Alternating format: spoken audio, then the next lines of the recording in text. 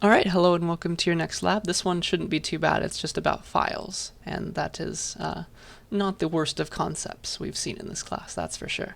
So you're just going to practice reading them, not writing them in this lab, and you'll also practice using a library that I have pre-created for you. So it's not the standard library, there's not a beautiful documentation page, there's just a bunch of my comments. Okay, so that's going to give you some good practice with real-world code and using it. So the first thing that you'll do, of course, is get your starter code for Lab 8, and I've given you a lot of sample files now, .txt, and then some programs. So let's go.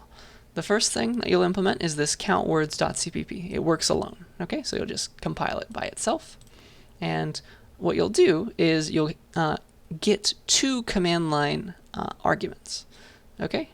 So you'll take the first one being the name of the file you want to open, and you want to count the words in that file.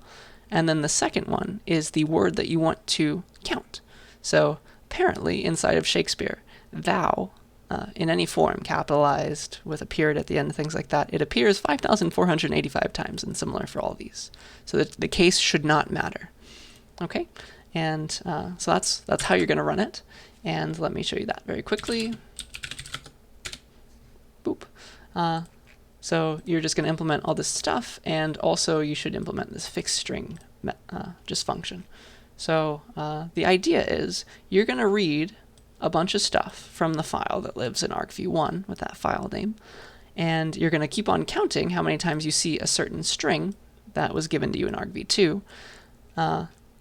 And the idea is I want you to count that string no matter where it appears, and no matter what's on either side of it. So if you're searching for the word the, all of these examples should count as the, and you should use this fixed string method to just turn it into a the, right? So remove a period, remove everything that's non-alphabetic around the string, remove the exclamation point, remove the capitalization, remove the numbers. All of these should count as the word the, okay? Lowercase. That's the idea. And do the same thing for the user's word that they type in.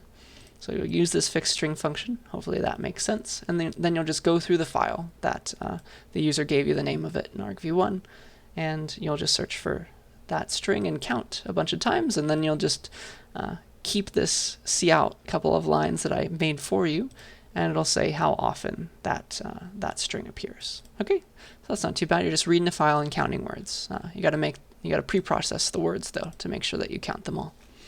So that's countwords.cpp. The next thing, and of course I've given you Shakespeare, and I've given you other simpler files that I'll use in the tests. Then the next thing that you'll be doing is using my library that I've made for you. It's an Etch-a-Sketch library. If you've seen one of those before, maybe you had it as a kid. I've made a library for you that kind of mimics what this thing does on the terminal. So it's just one character at a time, of course, because your terminal doesn't have like in-between things, but it's kind of cool still. So you don't have to do anything with these two files, etchasketch.h and etchasketch.cpp. You don't have to change them. You just have to use them. Okay, so what it's going to do is, if you stare at this code long enough, really you should only have to look at the header file, because that's what you get to do. And technically you should only have to look at the public parts of the header file. All you have to do is use this Etch-a-Sketch class to create one. You should keep the default star as the marking character, and it's going to like start its Etch-a-Sketch virtual screen in the middle of it. It's got a 25 by 25 grid that's using as its screen, and you can tell it, you can move the knob, hey go left, hey go right, hey go up, hey go down, and that'll draw art, okay, which is kind of fun.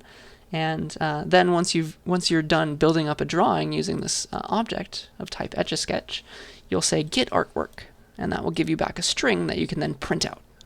Okay? Hopefully with some examples this will make sense.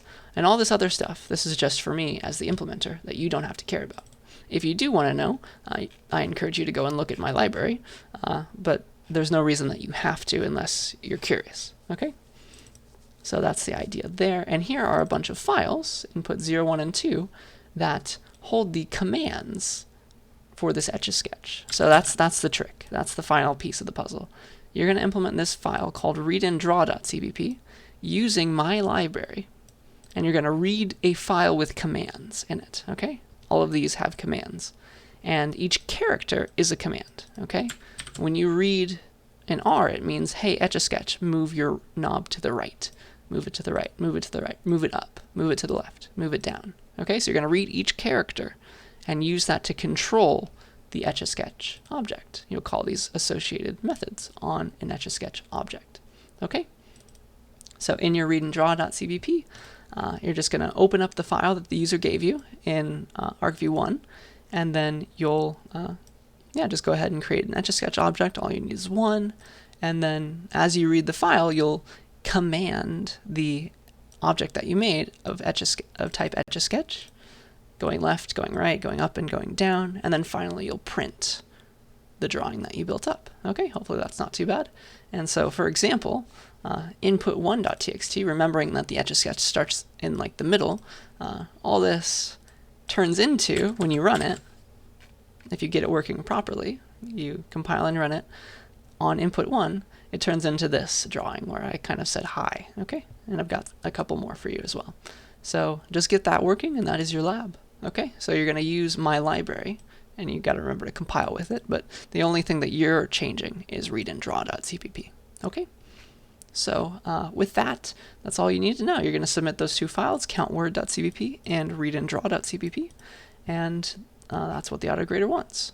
So I think that's everything that I wanted to say. Please yell at me if you're having any trouble or you have any questions, and I will see you next time.